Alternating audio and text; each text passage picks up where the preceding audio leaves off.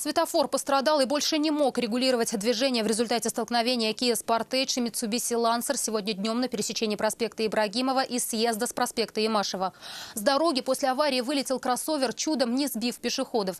Никто из водителей не спешил признать свою вину, хотя один из них признался Айрату Назипову, что выехал на перекресток уже не на зеленый.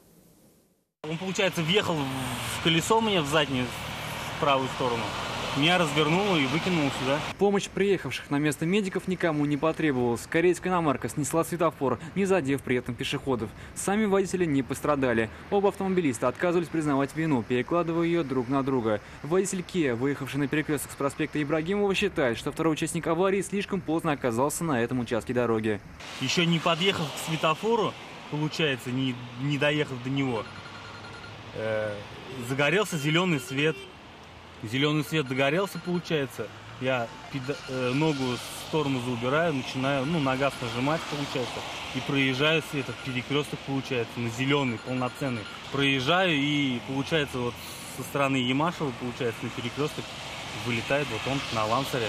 То есть он на красный, что ли, ехал? Получается на красный, потому что я на регистраторе даже смотрел, у меня полноценный зеленый горит. О наличии видеорегистратора говорил и владелец Mitsubishi Lancer. Молодой человек также не признавал вину, считая, что выехал с проспекта Ямашева на желтый сигнал светофора. Он, получается, продолжал свой маневр на зеленый, я заканчивал на желтый.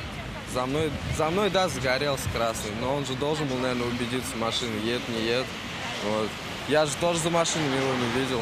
А по тормозам уже нажимать, когда я вижу, что у меня сгорается желтый, а за мной машина, не вариант такой погоды, согласитесь. Учитывая, что оба автомобилиста не считают себя виновными, их, скорее всего, ждет разбор в госавтоинспекции. Доказывать свою правоту оба намерены с помощью записей видеорегистраторов. Айрат Назипов, Константин Бушуев, вызов 112.